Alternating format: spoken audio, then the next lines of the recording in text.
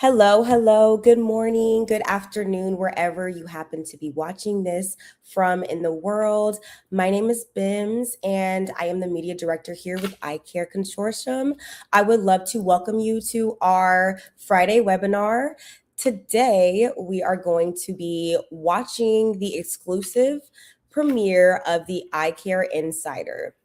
The iCCaRE Insider is a series in which we go behind the scenes and we get to know each and every single one of our staff a little bit more personally and a little bit more professionally, highlighting their dedication, their hard work, and their impact, and all of the amazing things that they bring to the iCCaRE Consortium every single day. At the very heart of it, we want to also remember that beyond the roles and the titles and accolades, we're all human. Each person has their own interests, their own hobbies, and their own experiences outside of work. And sometimes you'll even find unexpected connections and shared common ground that brings us all close together. This series is about honoring the people who make this work possible, while also building a stronger sense of community within the iCCaRE Consortium. So without any further ado, I'm actually going to go ahead and premiere 2 different episodes. This first episode is featuring Miss Jada Melton, and I will go ahead and play that right now. Welcome, and como estas, because someone thought I was speaking Spanish today, so why not? Welcome to this wonderful. Welcome.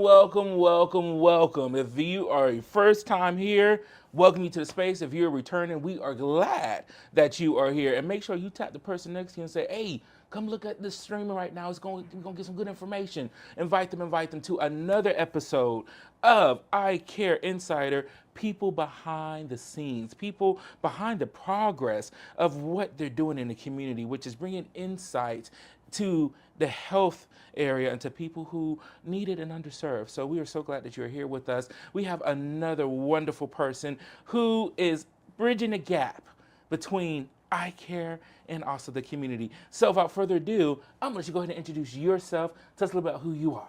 Thank you, Stephen. My name is Jada Melton. I am currently a program coordinator within the Cancer Health Equity Research Program, specifically with the iCCaRE Consortium. So, Awesome. Well, we are welcome. We're glad you're here with us today. We're going to spend some time really deep diving into who you are, what are the things that you have done in the community, what does that look like, and then going forward, what do you see as far as iCCaRE is concerned? What do you see as far as change that needs to happen in the communities that we serve? So, welcome, be comfortable. We're going to have a good time, all right? okay, let's do it. Perfect. Awesome. So, first, tell me what led you to iCCaRE? Honestly, it kind of led to me. When I first started at my organization, when I first graduated, I became a desk operations specialist, which is a fancy name for scheduler. Okay. So when I first graduated from Florida A&M, Whoop, I, whoop. I Okay. I thought I could take over the world, honestly. So I got a little humbled, and I started again as a scheduler at my organization. And so then, when I felt it was time for me to move on and use the concepts that I learned in that role to do something even bigger, that's when I applied for a role called Research Project Assistant. I didn't know everything that role was going to entail. I knew I wanted to move on to research, but again, I didn't know exactly what I was walking into. And so then I became a Research Project Assistant, and that's when I was introduced to this concept about community-based research. And eventually, I got promoted now to program coordinator. Oh, so. look at you. As I say, started from the bottom, now we here. Exactly. What? See, I'm not going to get started. I love it. I love it. What does, not just health in general, but what does good quality health, great health, accessible health, what does that mean to you professionally and also personally? I would say professionally, it means making sure everyone, regardless of race, income, where they come from, etc., have the opportunity to live a healthy life. Um, Personally, it means allowing my community, my family, to also live that type of life and bring those resources back to them as well, especially communities historically that may not have always had those type of resources or been aware of the resources that are available in the world. So when you say those communities, and you said a word that's really interesting, family. When you look at your background, can you say, hey, I remember, I can identify with that person that had a lack of, like for me, I can identify y'all when I didn't have no car and I was like, I had to take the bus and things of that nature. So tell me, are there certain aspects of the community that you can identify with when it comes to moving great healthcare forward? For sure, I would say growing up socially and economically, my family, we didn't always have the best resources. And so taking it back now in the work that I do, for example, a lot of time you hear the concept of does such and such take my insurance, right? And that was something growing up was an issue for us.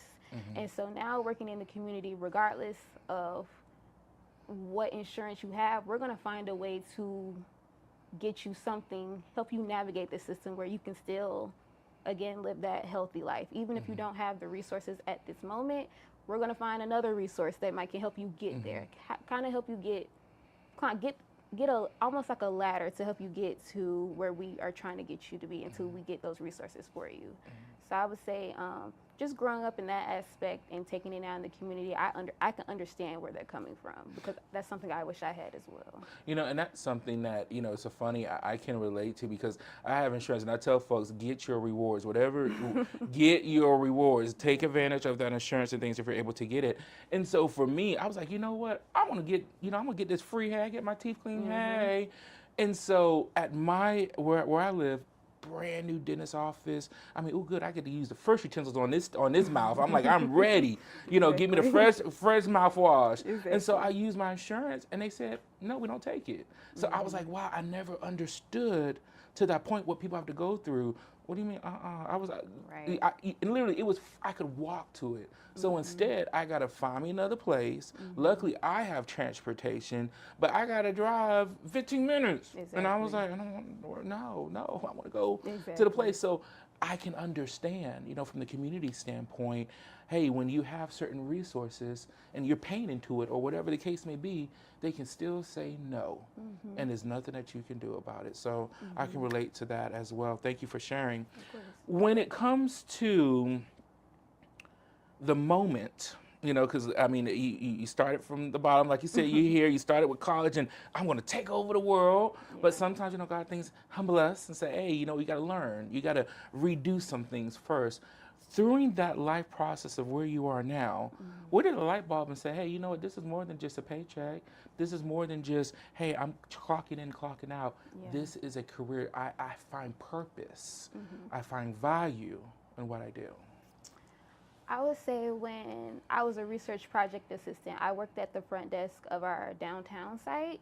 And so my role was, of course, welcoming the community members in, making sure they were okay, etc.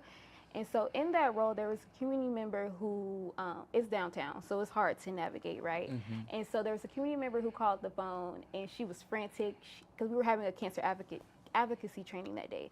So she was frantic that she was going to be late, that she missed some things. And so I ended up just walking outside, walking down Adams and Hogan, because I'm not good with directions either. And I'm born and raised in Jacksonville. So I was just reassuring her that it's okay. I found her car, I directed her where to park. And so that as we were walking back to the building, I was catching up her on some of the slides that they were already had already went through. So by the time we got to the downtown building, because she wasn't that late, but to her she was. And so I was just catching her on the slides. I already had like a seat ready for her, her folder ready, and she was just so grateful, like that gratitude that she hadn't missed too much. That's kind of was that aha moment, like that human connection. Just reassuring her that it's okay, we're here for you. This is what we're here to do, making sure you're okay and that you understand and retain this information. Yes, So, and that's going out your way. How many times have we yeah. caught somebody? We ask for, what? Turn left. I already told you one time, But to have somebody come out and say, "Let me make sure that you are here," Right. that means a lot. And like I said, I'm. If you're not in Jacksonville, I said, like you said, you got them cobblestone streets, and honey, we were some hills and stuff. Hey, it's not an easy walk, But hey, you made it through. Awesome, awesome. When it comes to influences, when it comes to people on this journey, we can't do it by ourselves. We either have mentors, whether somebody we know personally, somebody we may follow in our social media. Who has helped you get to this point to say, hey, I'm more than just, the front desk. I'm that individual that's going out and helping somebody in the community for iCCaRE. Who are those individuals? Honestly, of course, my team, but I do also want to give my flowers to my supervisor. Like I said, when I became a research project assistant, I didn't know what I was getting myself into. But she literally didn't know me from a can of paint, and she just took me under her wing because she saw something in me that I did not see. So now getting promoted to program coordinator and being under her training as an RPA has really just guided me through this path. Because, getting in a new role and having more responsibility, it can be very overwhelming. But with her expertise and her guidance, it's really been like awesome. And who's your supervisor? Shout him out. Michelle Fudge. All right, hey Michelle, we shouting you out. Awesome, I love it. I love it. So oh my goodness, I can spend all day talking about your background because this is just wonderful. But we got time, so I got to move on. So the next part is behind the scenes, and we talked a little bit about the community. We talked, you talked and shared how it's more than just staying in my seat. It is Right. going out there. It is going to those boundaries. It is going to places unknown. So when it comes to a typical day, what does that look like for you? Well, no day is the same. So I guess that's the fun and challenging part about the role. So I would say most of the time I'm handling study logistics, coordinating the studies that I'm on. But some days I might be face-to-face communicating with community members, boots on the ground, etc. So honestly, there is no typical day, but those are the different ways my day may look. So is it all in one? So is it when you said you go between in person and behind the scenes? Is that all happens in one day, or is it like? Sometimes, yes. One morning I might be at my desk, and then 12 o'clock hit, I have to go to a community setting. So it really just depends on what's going on with that particular study. A study might be in its startup point, and we're working on like logistics and getting things approved, or it may be we're trying to get this study to reach the community, so we're going out in the community and making them aware, getting them engaged with the study, or it may just simple be a health fair that we're just want to be a part of and help contribute to the community. So. How do you deal with that? Because I'm telling y'all, I'd be upset. I'm in the middle of an email, and you gotta tell me I gotta wrap it up, and now I gotta go 30 minutes outside in Timbuktu. How do you handle that? Honestly, leaning on my teammates. So one person might be driving to the community event, the other person has their laptop in the passenger seat writing that email. So honestly, just leaning on my teammates. I feel like we're all very diverse, not only in our professional experiences, but personally too. So I think that's what makes us have such an impact and able to bounce on each other. So honestly, just leaning on my teammates and my supervisor, etc. Okay. Technology. I'm telling you, the beauty of Wi-Fi. Where will we be without Wi-Fi and hotspots on our phone? Because I be using it, so I agree with that. Tell us something, because you did a great job of, really taking us on this journey of what a day-to-day looks like. And we can only assume, I mean, I can only assume, like, oh my goodness, I'm answering phones ringing off the hook, blah, blah, blah, blah, blah. Hey, I got my backpack ready by the chair. But what is those things that we don't know or that we don't see, or that when we come to iCCaRE, we don't consider the work that you and your team does? I would say the amount of relationship building that is in this work. When it comes to the community, it's not just about showing up and thinking we know what they need. It's about building that trust, that rapport, and letting them know we're here to not tell you what to do, but listen to what you need, and then that allows us to understand better what we can do to help meet you where you are. So I would say just the amount of relationship building it takes to build that relationship, to build a good relationship, to actually be effective in what we do. So you mean to tell me y'all just don't go up there and people just don't say yes right away? Absolutely not. I mean, you got to tell me about this, because I'm telling you, I go to our visit, I just see yeses all the time. So how do you deal with those no's? How do you build that trust? And how long does it take? I would say, as far as length, it can vary. For example, if a team comes and say, oh, we're going to build a new community center in your neighborhood. Oh, that sounds great. But what if that's not necessarily what we need? What if we needed healthier foods? What if we wanted a community garden? We didn't necessarily need a resource center. What if we already have that down the street and we wanted to add to this resource center things that would actually benefit us that we are lacking in? So that's what I mean by just listening before we act, because you can tell us that you're going to do X, Y, and Z, but what if that's not actually what we need immediately? So if you can give a ratio, percentage, how much listening to how much response do you do? And I got to put some math up in there, y'all. I would say it's about 50-50. Okay.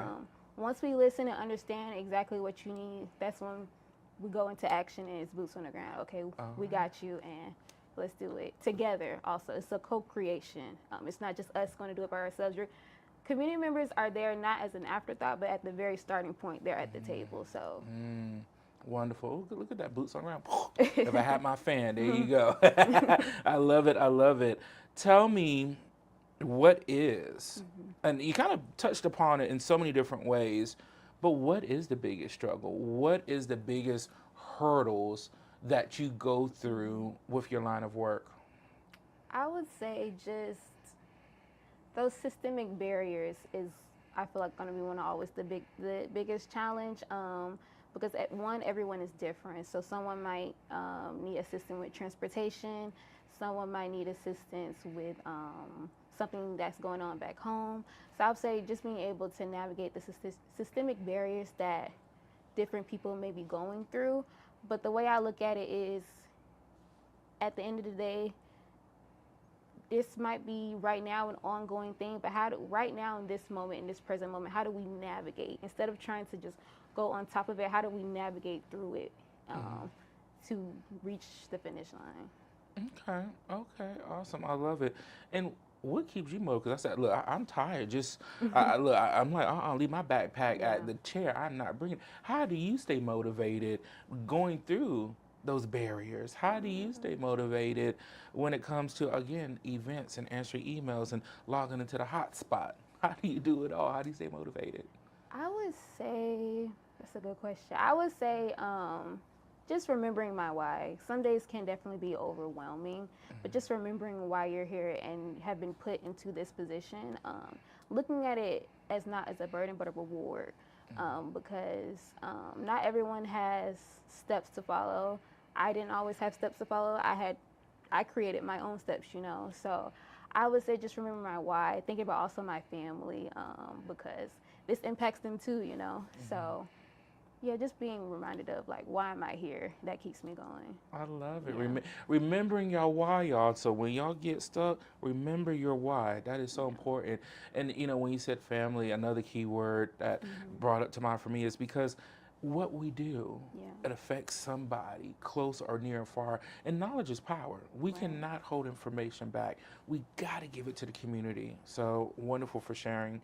Next up, and again, I love your conversations because they always tap into some part of the segment here and there. And you talked about teamwork earlier in our discussion and how y'all work together to get things done. What is one thing that you do love, or or you can say multiple things about your team, iCCaRE? I would say what I love about my team at iCare is probably our ad hoc meetings.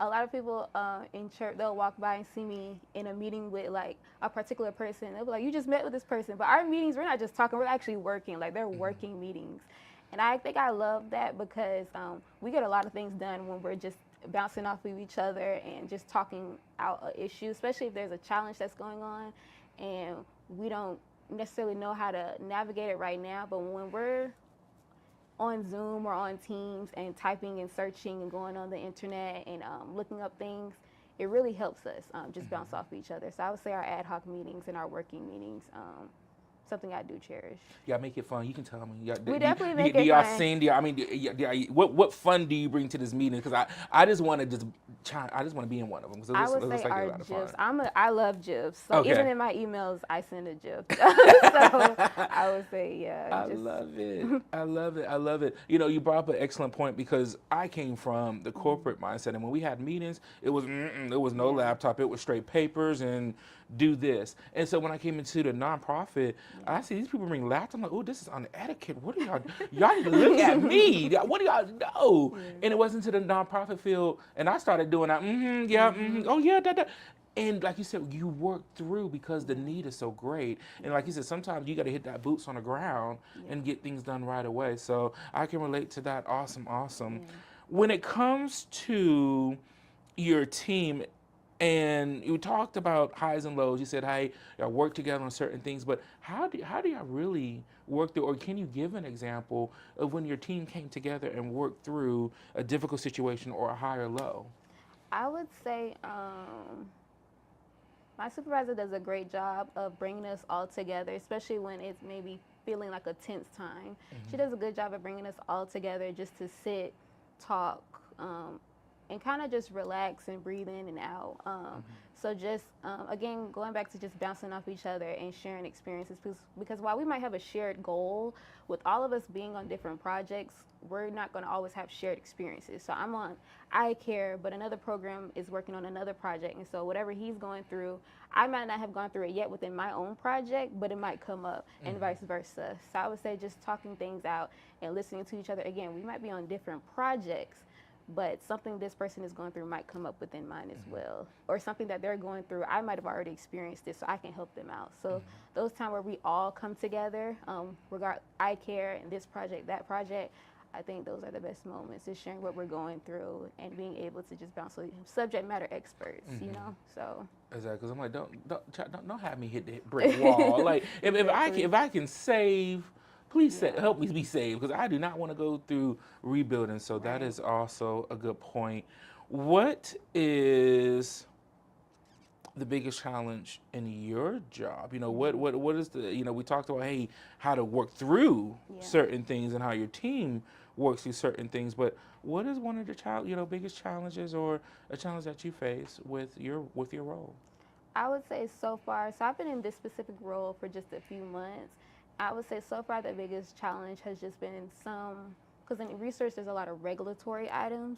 So that's kind of been, I would say, I'm sorry, my eye is watering. I would say is the biggest challenge is getting through like the regulatory stuff because you can't really go forward sometimes until the regulatory stuff is taken care of. So that can sometimes be the biggest challenge. But when we work as a team, and not just within iCCaRE, but those who have expertise in like IRB and things of that sort, it makes it easier. Yeah, So, when you think of regulatory, you just can't put anything out there. You got to make right, sure that your exactly, information is correct and that exactly, is of value. So don't just put anything out there. You have me eating something I'm not supposed to be eating, and I'm exactly, sick and things. I'm be looking exactly. at you now. So you got to make sure. Last question, because we're going to lead shortly into what does the future look like. But we spent some time talking about collectively as your job and as your people you work together, but let's include the community into this question of how do we make sure that the community, again, we talk about that minorities, we talk about black and brown communities, we talk about how it has been shown, statistics have shown that we are receiving less, we're not getting access to these things. How do you make sure that our voices are continually being heard, but not just heard, but taken seriously, and Right. change happens? I would say I'm thinking back to when I was an intern with our community outreach and engagement team, and so something that I learned from them is that difference between, because I used to use it interchangeably, that difference between outreach and engagement. And I would say with outreach, it's almost kind of a one-way relationship. You're letting community members know there is a table with these resources, these brochures, these slides, etc. But with engagement, you are actually sitting them at the table and allowing them to eat from your table and put on your table as well, allowing them to modify it. Maybe these brochures aren't as effective as we thought. Maybe we should change the jargon in these brochures. So I would say allowing them to have a voice. They're not just participants, etc. They are, in a way, our colleagues as well. So our partners. So I would just say making sure they're always at the table in everything we do. Going back to making sure they're at the from the start to the end, because that's the center of this whole work that we do. Awesome. Yeah. And then what was, making sure at the table, when you brought somebody to the table, what is one thing that you're like, wow, what was their response? Yeah. And what was something that stuck with you when you brought a community member to the table? Something that stuck out to me,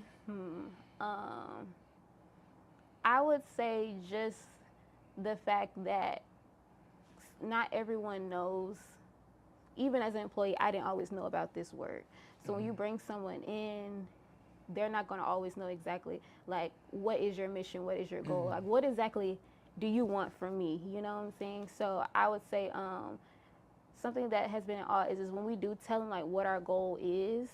It's always like, oh wow, like I didn't know this was even going on. For example, a project that I'm on has to do with like AI and everything, and so a lot of the people who are involved in our project, they're older and they're always like, oh, I don't know anything about AI. And I'm like, honestly, I have no Right. expertise either. But we have these PIs and these IT experts who have created this groundbreaking research. And me as a coordinator, I'm kind of like that gate for the researcher and you, and so I'm just bringing it together and trying to help make sense of it for all of us as well. So Awesome. Like I'm old school. Call and text. Call and text. Don't you give me nothing else. Don't give me no Facebook. Call and text. That's me. I'm yeah. calling text all day. As we get ready to close, think about long term. Think about 5 years from now. What do you want your work to say and do? I would say I wanted to be able to show measurable change, to show we were here 5, 10 years ago, and now we're here, and you can notice it, not just notice it, but you can feel it. It's also a feeling. So I want to make a tangible impact where we actually are touching people, even if we are miles and miles away, different regions. I wanted to actually be able to touch people and just for it to again to just be measurable and show like this was our mission and this is what came out of it. As I Yeah. said, reach out and touch someone's hand if you know that song. But again, we are not. I'm sorry, I love songs. I love songs.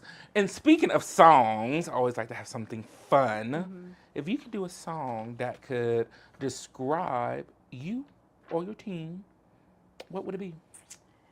And Well, if you know the words, you're more than welcome to sing it. I'm just saying. I gotta think about this one. I would say it's an Andre Day song. Oh, Rise okay. up. And Yes, yes. and I rise. Exactly. That's it. Now I don't do nothing else because I don't have my band and stuff with me, so that's why. That's my excuse. So, wonderful, wonderful, wonderful information that you shared, and we thank you for Thank that. you. Before we close, is there anything that you would want the audience and the community know about iCCaRE You? I would say that this work that we do is a responsibility because having quality health is not a privilege. It should be a right for all. So it is all our responsibility to drive that change. So. Oh, beautifully.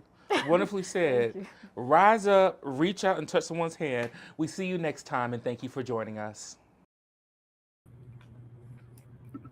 All right, so that was episode 1 of iCare Insider featuring Miss Jada Melton. We really hope that you enjoyed this episode, and we also just appreciate Miss Jada very much for taking out the time to share her journey with us, as well as be open and thorough. And we're also grateful for her dedication and the meaningful impact that she continues to make within the iCare Consortium every single day. So thank you so much, Miss Jada. So on this next episode of iCare Insider, we will be featuring Miss Tina Fagans.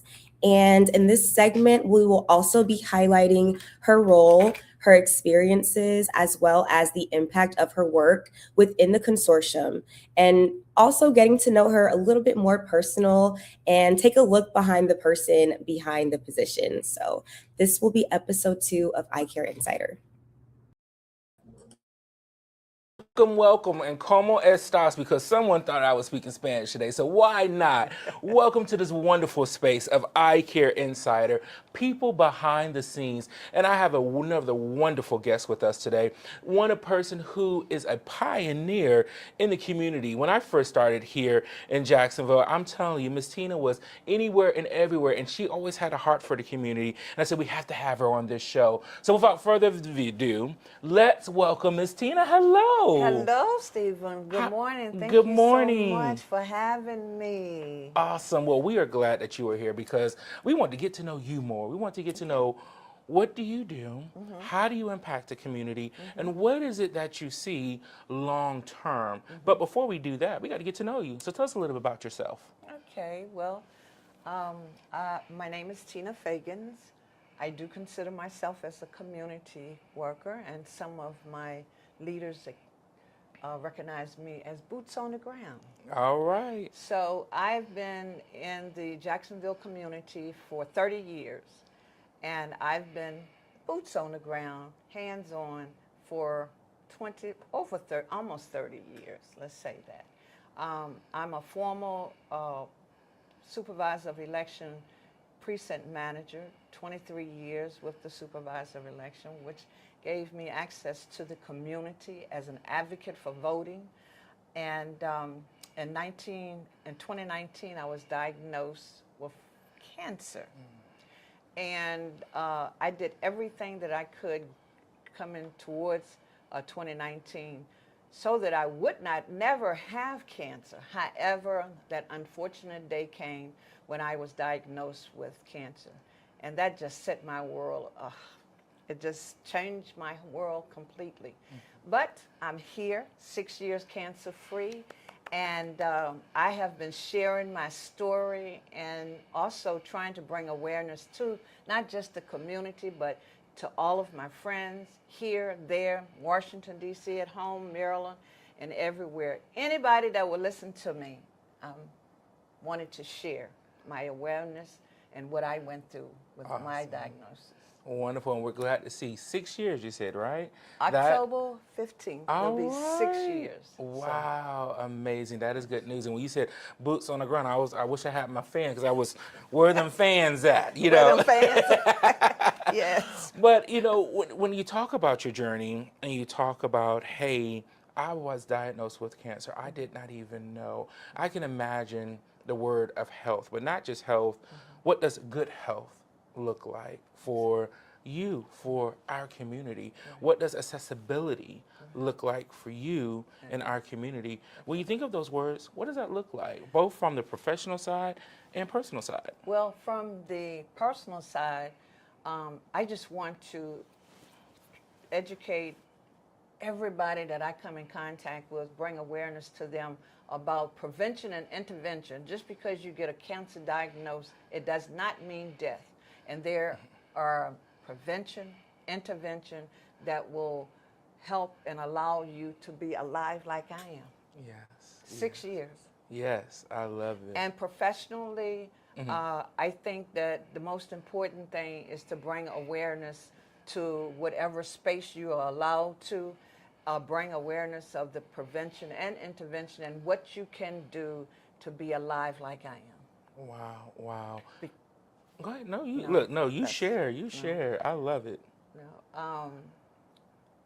In my journey, there I have met so many people. I remember when I started my treatments, some ladies that was with me that started the journey too, but they dropped off, and it saddened me. And when contacting them, each one of them had a different story, but that story is what ignited me to become an advocate. One told me, Stephen, that she didn't have the insurance, that the only thing she had to do now was to wait for them to call her so that she could go forward in her treatments. Wow. The other one, it was unfortunate, that same space, she didn't have insurance either. And that is something that resonated with my heart, my soul, and everything, because I know that I kept going forward and they were standing still. And my journey was, I say it was easy, but it wasn't easy. But the part that really saddened me more than anything is that I couldn't bring these women along with me so that we all could go on the same path with the same journey, because we were fighting basically the same. We were fighting a disease of cancer. Yes. Yes. And even though it was maybe, she maybe had breast cancer, I had endometrial, cervical, and this one may have had colon cancer. So, it was different. It was different, but it still was cancer. Yeah. It was something that could have been prevented if the medicine and the journey with them could have gone forward instead of them standing still. It was, it was just something that opened my eyes, and that is what made me to get more involved with my personal life as well as professional, because I did also meet people after I finished eradicating my cancer that had had cancer and didn't even know that they had had cancer. Wow. But with awareness and with what I could share with them and what their doctors shared with them, they were able to start their journey to recovery as I did. Wow. And I kind of lead into my other question I was going to ask, because you took us, on a journey. You took us from, hey, how you started a running career, maybe on the election side, things of that nature. And then you're like, hey, because of what affected me, now I'm doing advocacy work. When was that light that says, okay, hey, this is more than just helping or doing. This is more of the light bulb of this is more than just a job? Well, when I was introduced to the participants in the prostate cancer group with iCCaRE, each one of them had a different story. Some of the things that they had gone through was sort of like what I went through, but they had a prostate and I had cervical. However, it still was the same. It still, we were going on the same journey. But they did not know some of the resources that I had or that I knew And once I was able to share my resources with them and see the light that came on in them from them getting this information, that is what made me decide that this is just not a job. This is this is our lives. Yes. This is life. And you know, it has been a journey, but it's been a great journey. Um, when you talk about team, the participants and I have been the team. And I just feel so fortunate that they trusted me. They, as we went on, they trusted me enough to, when they got sick, when they had a bad or low PSA, or when they themselves went in and had prostate cancer surgery themselves. They trusted me enough. We had built that rapport enough. And I had showed them the love and the concern that I had because I myself was a former cancer patient. And they trusted me enough for that.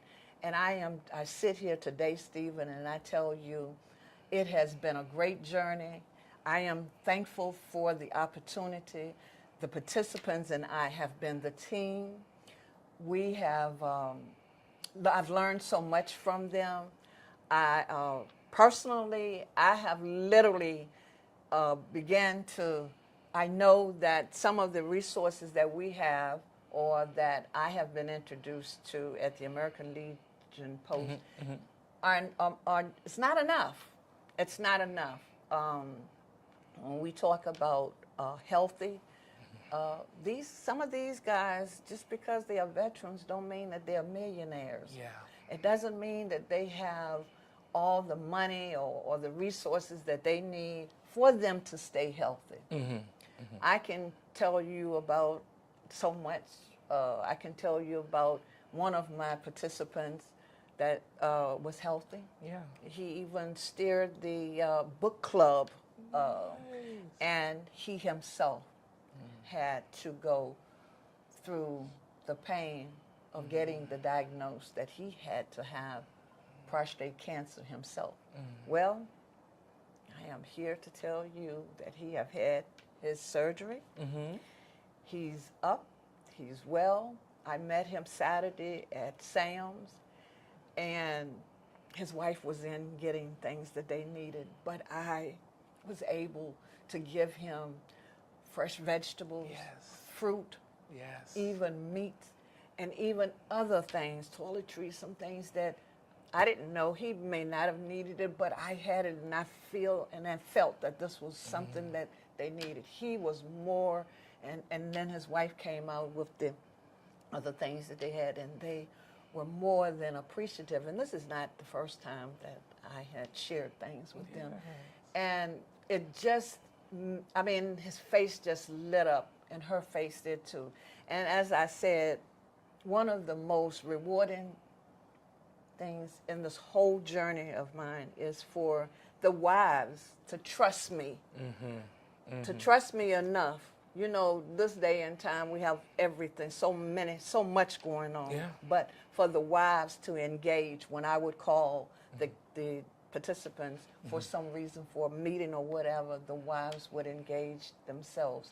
And I just had a smooth transition with them. I have had a ball being, it's just that it's not enough. It's not enough resources for them. We need more resources. I'm just day by day taking this journey with one of the participants. And like I said, when I saw him Saturday, it was just rewarding to see someone, you sit down and you go from A and talk about the symptoms of prostate cancer or these cancers, and except in his instance, in prostate cancer, and then for him to be diagnosed, he was a leader in this group, and then for him to be diagnosed and go for cancer and get eradicated, and I had the opportunity to take this journey with him. It was just rewarding because everything that we brought awareness to the participants, like the manual that I put together that has all the prostate cancer information and resources in it. Some of those things, were all of the information that was in it are resources that we used, that he used, that helped him. Wow. You say so first. That's good to hear. Right. That hey, he is here Yes, and alive alive. today. That That's amen. correct. That is good news. That's Number correct. one, and then also, you talk about so many things of the importance of that. You can't do it alone. No. We need people, we need community, we need our friends, our family members to stand with us and say that it's going to be okay and help in any type of way. That's So many times it can be in prayer, it can be in encouragement, it can be in food, it can Yes. be in those other resources that I think sometimes we can take for granted. Yes. You know, Yes. Yes. Absolutely. at times. How does your team, how do you stay motivated? Because I can imagine you talk to people, you have a lovely person. I tell you, I love you, I love your what's the personality. thing? You're welcome. And sometimes as humans it can be a little, hey, we see somebody like you said, a leader running and going, and then they have to sit down or then they have to rest, and you don't see that. This is a different side of an individual that you didn't see before. Right. How do you push through? Well, with the grace of God, Amen. and me being a server in my church, not just in the community, but in my church. There are people that are in church that need help as well. It may be prayer. It may be just sitting down, just having a personal conversation. But it's the faith that I have. It's the faith. I trust God.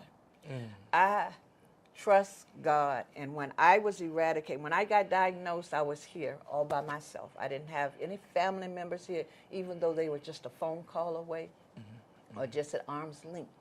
I didn't have anybody. It was just me and God. And I know that my own strength did not get me through some of those days especially when I did my chemo. Those days on Sunday, I did it on Friday and on Sunday. Wow. It was the day that took the turn for the medicine to start working. And it had to be a higher being that was there with me at all times, because I was weak sometimes. Sometimes I couldn't even. It was just, and I know I trust God. I trust God and my faith have allowed me to push through days and times when I don't have the clear understanding as to why did this happen and why did it happen that way, and why did it happen to me, or why did it happen to me. But you know what? I don't ask those whys no more, because just being involved and then getting out into the community and sharing what I have experienced and sharing it with the participants of the prostate cancer group, and then sharing it with people when I knock on their door and I talk to them and I tell them a little bit about my journey and how we are trying to bring, and iCCaRE is trying to bring awareness to the community, then that's when everything really set, because people they sit and they really pay attention. And I just thank God for the exposure, for the opportunity to interact with a group of men, even though it's prostrate for them and it was endometrius for me, it's still cancer. Yeah.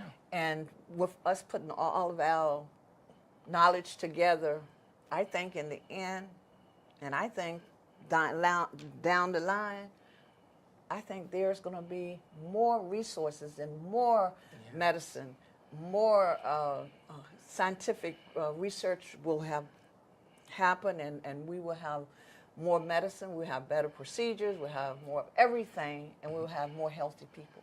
Oh, yes. When we take ourselves out of the equation and be a blessing and help someone, just imagine we all did that, how much healing can actually come back to us if we do those things. Stephen, and I must say, in order for me to even try to share something such as cancer with you, it first have to be in your heart, and it has to align with what you feel here as well. You have to trust. Yeah. And then the person that you're trying to bring the awareness to, they have to trust you. And then you have to trust each other. And then you have to go down this path and you have to see. Yeah. And then when you see that, yes, what you both felt that would work and how you did, it worked. And look at the results. Wow, wow. Can you Trust. just imagine? Yes. Can you just imagine? And another thing, if we stay away from these pharmaceutical drugs and eat more healthy foods, and I think we will have more healthy people. Wouldn't you think so? Yes. You know, it's I hate to say I had some some Popeye's chicken, and I have to say that the next day, like you said, when you're not used to eating Right. certain foods or fast foods, Right. it doesn't taste good the next day. You're like, oh no, where's the homemade? Look, when I say homemade, the cast iron fried chicken, you know. Yes, I know. Yes. Yes. With the fresh grease. Yes. Oh, stop it now! Don't go ahead and make a plate for me. Oh, stop! Don't tell me no more. With the fresh grease. Yes, and the veggies. Right. Can't forget about those And veggies. then, Stephen, today, you and I both were shy away from fried Yes. and do some bake. Okay. Also, we would stay away from the salt and we would use no salt. All right, so that is episode 2 of iCCaRE Insider. I do see we are getting a little bit close to the end of the webinar, so I will stop the video here. However, if you are interested in watching the remainder of the interview with Miss Tina Fagans, it's going to be on our YouTube channel today. We are truly grateful for both Miss Jada Milton and Miss Tina Fagans for joining us and sharing their experiences, perspectives, and both their important work that they do within the iCCaRE Consortium. All in all, this series is more than just highlighting particular positions. It's also about recognizing the people behind the work, the passion that they bring to the table every single day, and also the impact that often happens behind the scenes. We hope today's conversation helped you get a little bit closer to the people who make iCCaRE Consortium the amazing consortium that it is today. And I also want to thank you so much for tuning in to our webinar today. I hope to see you all next time.